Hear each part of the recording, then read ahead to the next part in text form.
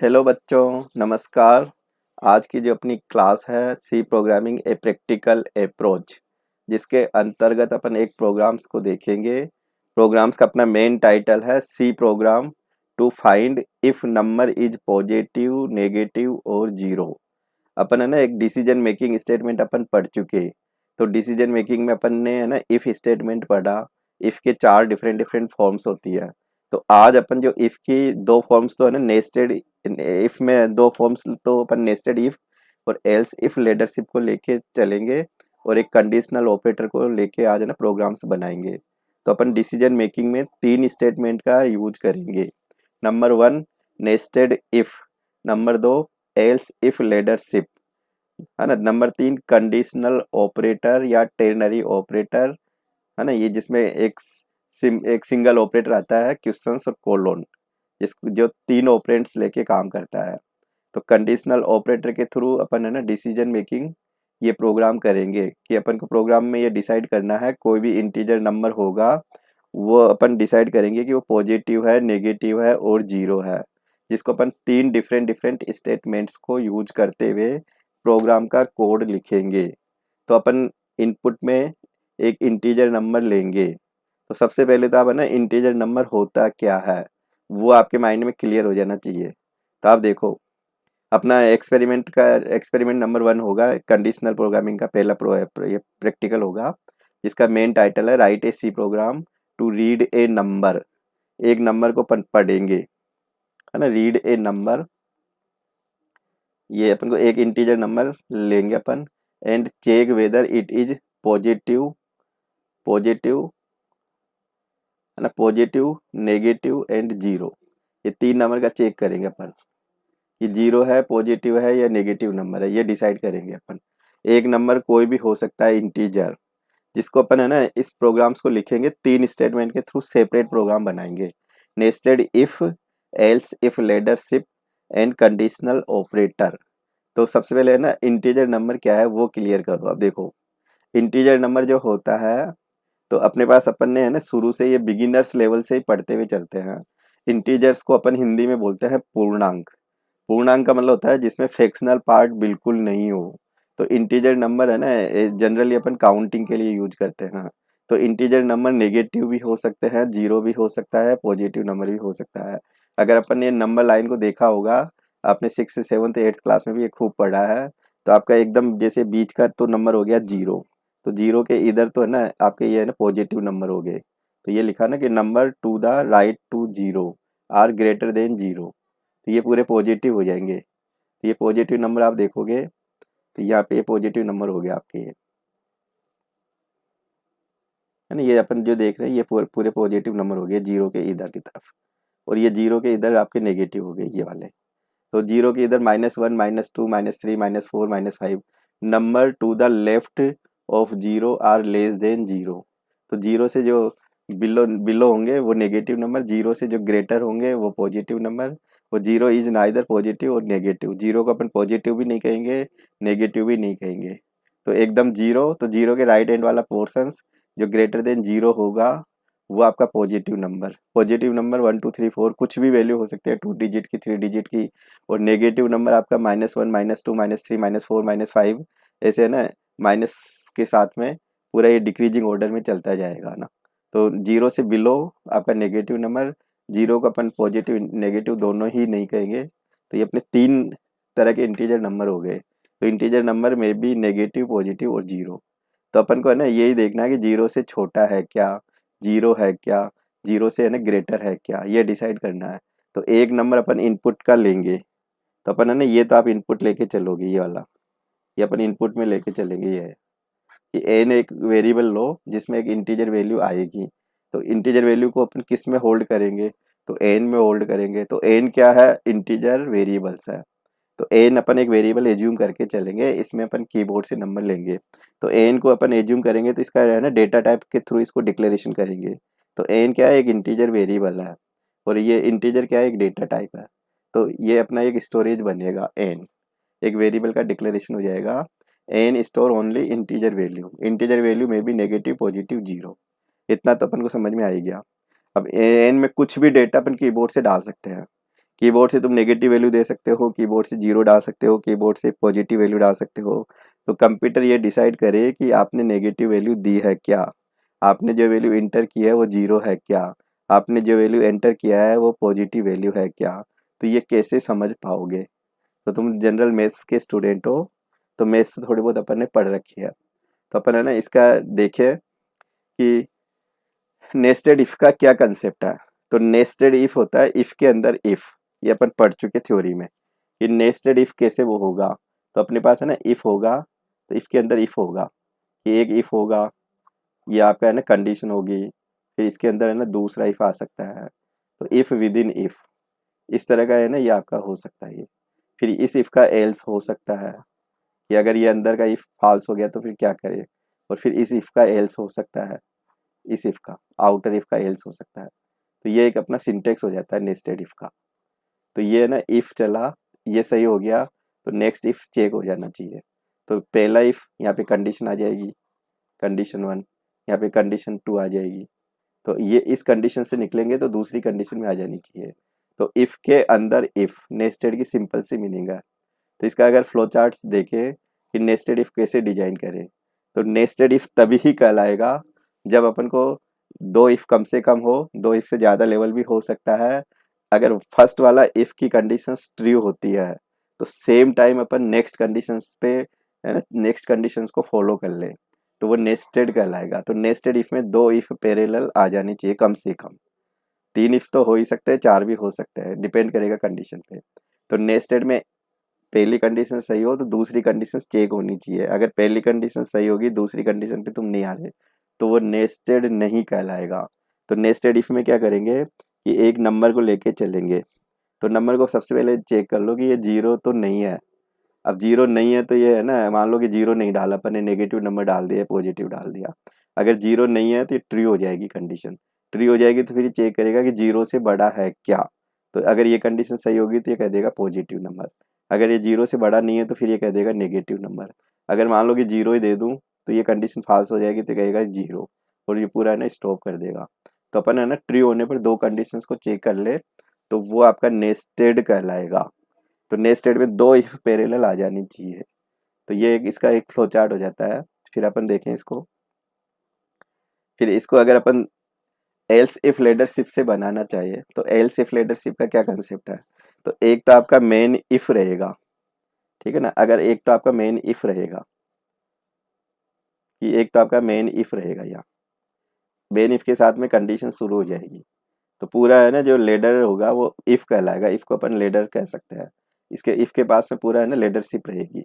फिर अगर ये कंडीशन सही हो जाती है, तो सही हो जाती है तो ये अपना ना यहाँ स्टेटमेंट आ जाएगा, स्टेटमेंट वन कह दो।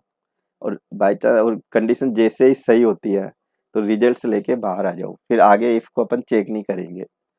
मतलब जैसे ही एल्स इफ लीडरशिप में क्या होता है, मेन इफ से एक शुरुआत करेंगे अपन, है ना, मेन इफ को अपन लेडर कह सकता हूँ मैं यहाँ पे। लीडरशिप मेन इफ से शुरू होती है, फिर उसके साथ में ना एल्स इफ की एक पूरी सीरीज आ जाती है। तो एल्स में जाओ, कंडीशन फेल होती है, एल्स में जाओ, फिर अगेन कंडीशन चेक कर लो, फिर कंडीशन फेल होती है, फिर एल्स में जाओ, फिर अगेन कंडीशन चेक कर लो। तो अपन फॉल्स होने पर कंडीशंस को चेक करते हुए चलेंगे, और जैसे ही कंडीशन सही हो जाती है तो एकदम बाहर आ जाओ। तो अपने पास है ना, जैसे ये इफ को मैंने चेक किया, ये कंडीशन सही हो गई तो ये है ना पॉजिटिव वैल्यू हो जाएगी, सही होने का मतलब ग्रेटर देन जीरो का मतलब पॉजिटिव हो गया। अगर ये कंडीशन फेल हो गई तो ये कंडीशन फॉल्स होते ही ये है ना दूसरी कंडीशन को चेक करेगा कि एन बिलो जीरो है क्या। अब तुम कहोगे कि ये भी नहीं है, तो नहीं है तो फिर है ना ये कह देगा कंडीशन फॉल्स हो रही है, जीरो नहीं तो फिर ये एन का मान जीरो से, एन का मान है ना जीरो से बिलो नहीं है तो फिर ये जीरो ही होगा। और एन का मान अगर जीरो से बिलो है तो ये नेगेटिव हो जाएगा। तो जैसे ही कंडीशन सही होगी बाहर आके रिजल्ट्स को प्रिंट करके स्टॉप कर दो। तो अपन है ना इफ, मेन इफ से चलेंगे, फिर एल्स में जाके फिर कंडीशन लगा देंगे एल्स इफ। फिर यहाँ पे कंडीशन नंबर टू आ जाएगी अपनी। फिर कंडीशन नंबर अगर सही होगी तो यहाँ पे स्टेटमेंट टू आ जाएगा। फिर ये भी अगर फेल हो गई तो स्टेटमेंट थर्ड आ जाएगा, स्टेटमेंट थर्ड। और ये भी अगर फेल हो जाती है तो फिर ये ना कंडीशन अगर मान लो फर्स्ट कंडीशन सही होगी तो स्टेटमेंट वन, सेकंड कंडीशन अगर सही होगी तो स्टेटमेंट टू, थर्ड कंडीशन अगर सेकंड कंडीशन फेल होगी तो स्टेटमेंट थ्री, और फिर ये स्टेटमेंट एक्स आ जाएगा बाहर का, स्टेटमेंट एक्स आ जाएगा। ये सिंटेक्स को लेते हुए अपन ऐसा फ्लो चार्ट बना सकते हैं। तो एल्स इफ लीडरशिप का क्या मतलब हुआ कि एल्स में जाके नेक्स्ट कंडीशन चेक करो, कंडीशन फेल होती है फिर एल्स में चले जाओ फिर कंडीशन चेक कर लो। तो एक तो होता है कि सही होने पर आगे चले, तो वो तो नेस्टेड इफ कहलाएगा। एक होता है कंडीशन फेल हो जाए तो आगे है ना चेक कर लो, तो फिर वो एल्स इफ लीडरशिप हो जाएगी। जैसे अपन अखबार में रिजल्ट्स देखते हैं, तो अगर रिजल्ट्स आपका सही हो गया तो एकदम आपको है ना फिर आगे देखने की जरूरत नहीं है। जब रिजल्ट सही हो गया तो बाहर आ जाओ सीधा ही। और रिजल्ट जब नहीं होता है, फॉल्स होता है, तो आगे चलते जाओ तुम। तो ये एल सिर्फ लीडरशिप कहलाएगा। तो ये फ्लो चार्ट ध्यान रख सकते हो, ठीक है ना। फिर आगे अपन देखें, अब इसका नेस्टेड इफ का सोर्स कोड कैसे बनाएं। अब तुमको ये इतना नॉलेज हो गया कि पॉजिटिव नंबर क्या है, नेगेटिव नंबर क्या है, जीरो क्या है, तो ना ये कैसे चेक करेंगे। तो जीरो से जो ग्रेटर होता है वो पॉजिटिव कहलाता है, जो जीरो से ना बिलो होता है वो नेगेटिव कहलाता है, जो जीरो होगा वो नेगेटिव पॉजिटिव दोनों ही नहीं होगा, फिर वो जीरो ही होगा। तो अपन को यहाँ तीन कंडीशंस को चेक करते हुए दो कंडीशंस चेक करेंगे, तीसरा अल्टरनेट अपने आप अपन को मिल जाएगा। तो सबसे पहले तो कमेंट्स दे दिया प्रोग्राम का, ये लाइन याद है, कमेंट्स यहाँ से शुरू करते हैं, यहाँ पे क्लोज हो जाएगा। और नेस्टेड इफ का यूज करना है, तो नेस्टेड इफ में ना ये रोल हो जाना चाहिए कि एक इफ आएगा, फिर जैसे ये इफ सही होगा तो दूसरा इफ आएगा। तो इस तरह की थ्योरी आ जानी चाहिए तुम्हारे पास। ये इस तरह का एक लेआउट बन जाना चाहिए। एक तो ये अंदर का इफ हो गया, एक आउटर इफ हो गया, आउटर का फिर एल्स हो जाएगा ये, है ना। यहाँ पे बिगिन कर सकते हो या एंड कर सकते हो। तो ये है ना इस तरह का पूरा पोर्शन हो जाना चाहिए, ये बिगिन एंड, मतलब इफ के अंदर इफ आ जाना चाहिए। सिंपल सी थ्योरी है। अब प्रोग्राम करना क्या है, इंटीजर नंबर को चेक करना अपन को। तो एक इंटीजर नंबर कीबोर्ड से आ जाना चाहिए, तो इनपुट में एन लेके काम करेंगे, सिंपल सी थ्योरी है। तो एन को सबसे पहले तो डिफाइन कर दो, ये डिफाइन कर दिया इंटीजर एन, तो ये वेरिएबल का डिक्लेरेशन हो गया। फिर क्लियर स्क्रीन कर दिया अपन ने, है ना, ये क्लियर स्क्रीन कर दिया यहाँ पे। ये देवसी में अगर प्रोग्राम करते हो तो क्लियर स्क्रीन को हटा देना। ये मैं ना रिवाइज कर रहा हूँ कि अगर अपन टर्बो सी प्लस प्लस का कंपाइलर डोस बेस कंपाइलर यूज करते हैं तो क्लियर स्क्रीन चल जाएगा, कोनी डॉट एच से रन हो जाता है। और अगर अपन है ना देव सी प्लस प्लस या और भी है ना कोड ब्लॉक्स में इनमें अगर यूज करते हैं तो अपन है ना क्लियर स्क्रीन फंक्शंस को हटा सकते हैं। और अपन अगर टर्बो सी में या इंटीजर नहीं है तो वॉइड लगा सकते हो, रिटर्न को भी हटा सकते हो। तो अगर देव सी प्लस प्लस में या और में अपन कोडिंग करें तो इंटीजर मेन से शुरू करेंगे और लास्ट में रिटर्न जीरो देंगे। ध्यान देने का पॉइंट है, टर्बो सी में अगर इसको रन करोगे तो टर्बो सी में है ना इंटीजर की जगह वॉइड भी लगा सकते हो, रिटर्न को हटा सकते हो। और अपन को है ना clear screen Turbo C plus plus में काम कर जाएगी, देव सी में है ना क्लियर स्क्रीन को हटाना पड़ेगा रन करवाने के लिए। तो अपन को है ना ये इनपुट से नंबर ले लिया, तो ये पूरा मैसेज बन गया और ये इनपुट से है ना नंबर आ गया तुम्हारा, ये इनपुट से नंबर आ गया, ये वाला ये इनपुट से नंबर आ गया। ये एन में वैल्यू आ गई। अब वैल्यू आके क्या करे, है ना, वैल्यू आके अब अपन को चेक करना है। अब चेक करने के लिए नेस्टेड इफ का रोल यूज करना है। नेस्टेड इफ में ये रोल है कि एक इफ सही होगा तो दूसरा इफ चेक होना चाहिए। अब तुम कहो कैसे लगाऊं, तो नेस्टेड इफ लगाने के लिए पहले तो चेक कर लो कि एन का मान जीरो नहीं है ना, एन का मान जीरो नहीं है, एक कंडीशन हो गई। अब एन का मान जीरो नहीं है तो ये सोचो कि या तो ये नेगेटिव होगा या पॉजिटिव होगा। तो अपन दूसरी कंडीशन चेक कर लेंगे। तो अपनी ये कंडीशन है ना नंबर वन कंडीशन यहाँ से चेक हो गई है, ये कंडीशन वन चेक हो गई यहाँ पे। फिर ये एन का मान जीरो नहीं है तो ग्रेटर देन जीरो है क्या, तो ग्रेटर देन जीरो है, तो ये कंडीशन अगर ये सही हो जाती है तो ये इसको प्रिंट कर देगा, है ना। दोनों कंडीशन सही होती है, बोथ कंडीशन आर ट्रू, तो देन पॉजिटिव नंबर को प्रिंट कर देगा। अगर मान लो कि फर्स्ट कंडीशन तो ठीक है कि एन जीरो नहीं है और एन ग्रेटर देन जीरो भी नहीं है, तो फिर तुम सोच लो कि एन क्या होगा, नेगेटिव नंबर होगा। क्योंकि जीरो नहीं है, ग्रेटर देन जीरो नहीं है, तो एल्स को फॉलो कर जाएगा ये। तो ये एल्स को फॉलो कर जाएगा तो नेगेटिव होगा। और सपोज अपनी पहली कंडीशन से ही मान लो ये जीरो हो जाता है, तो एकदम ये आउटर एल्स ले लेगा इसका, है ना। ये तो आपका इनर हो गया, ये आउटर एल्स ले लेगा बिल्कुल। तो ये कह देगा कि एंटर्ड नंबर इज जीरो। तो सबसे पहले अपन ने एक कंडीशन लगाई, एन जीरो नहीं है। फिर तुम्हारे पास दो ही अल्टरनेट बचेंगे, एन जीरो नहीं है तो फिर ग्रेटर देन जीरो। तो ग्रेटर देन जीरो हो गया तो यस हो गया, तो पॉजिटिव लेके बाहर आ जाएगा सीधा ही, है ना। ये रिजल्ट्स को लेके यहाँ से, ये रिजल्ट को लेके बाहर आ जाएगा, ये सीधा है ना यहाँ से इस पे आ जाएगा, यहाँ गेट सी एच पे। और अगर मान लो ये कंडीशंस फेल हो जाती है, तो फेल हो जाती है तो इसको लेके बाहर आ जाएगा। और ये कंडीशन मान लो फर्स्ट कंडीशन फेल हो जाती है तो ये इसको लेके बाहर आ जाएगा। तो जैसे ही कंडीशंस कोई भी है ना सही होती है, दोनों कंडीशन सही होती है तो पॉजिटिव, अंदर की कंडीशंस अगर फेल होती है तो नेगेटिव, बाहर की कंडीशन अगर फेल होती है तो बाहर का इस आउटर इफ का ये लास्ट वाला एल्स हो गया, तो ये एंटर्ड नंबर इज 0। तो ये आपका नेस्टेड हो गया। इसी प्रोग्राम को अपन देखें एल्स इफ लेडरशिप के थ्रू, है ना। इसी प्रोग्राम को एल्स इफ लेडरशिप से देखो। तो एल्स इफ लेडरशिप के थ्रू देखेंगे अपन, तो अपन को एल्स इफ लेडरशिप में क्या क्या रूल्स था कि जैसे ही इफ अगर सही हो जाए तो रिजल्ट्स लेके बाहर आ जाओ। अगर पहला इफ फॉल्स होता है तो दूसरे इफ को चेक कर लो, दूसरा इफ फॉल्स होता है तो तीसरे इफ को चेक कर लो। इस तरह से चलता रहेगा। स्टार्टिंग अपन मेन इफ से करेंगे, एक सिंगल इफ लगा के एक मेन लीडरशिप तो इफ से शुरू हो जाएगी, फिर एल्स इफ की एक सीरीज हो जाती है पूरी। तो ये डिपेंड करेगा प्रोग्राम में कितनी कंडीशन है। तो अपन ने वो ये ले लिया, कमेंट्स ले लिया, लाइब्रेरी फाइल का लिंकिंग हो गया, है ना। ये इंटीजर मेन फंक्शंस की स्टार्टिंग कंपलसरी हो गया, बिगिन हो गया, ये आपका वेरिएबल का डिक्लेरेशन हो गया, ये इनपुट हो गया। अब इनपुट लेके अपना है ना ये वाला पोर्शन एल्स इफ लीडरशिप के थ्रू है ये पूरा पोर्शन। तो यहाँ कैसे लगा रहा हूँ मैं कंडीशन, एन ग्रेटर देन 0 है, यस यस है तो पॉजिटिव कर देगा प्रिंट। फिर अगर मान लो ये नहीं है तो आगे दूसरी कंडीशन चेक कर रहा हूँ मैं, एल्स इफ, एल्स और इफ में गैप होगा, दोनों कीवर्ड है। एन बिलो 0 तो नेगेटिव, अगर ये भी नहीं है तो मान लो कि पॉजिटिव भी नहीं है नेगेटिव भी नहीं है तो तीसरा अल्टरनेट तो अपने आप ही हो गया, कंडीशंस आएगी नहीं। तो एल्स में अपन है ना एंटर नंबर 0 लिख देंगे अपन, और गेट सी एच करके रिटर्न करके 0 दे देंगे अपन।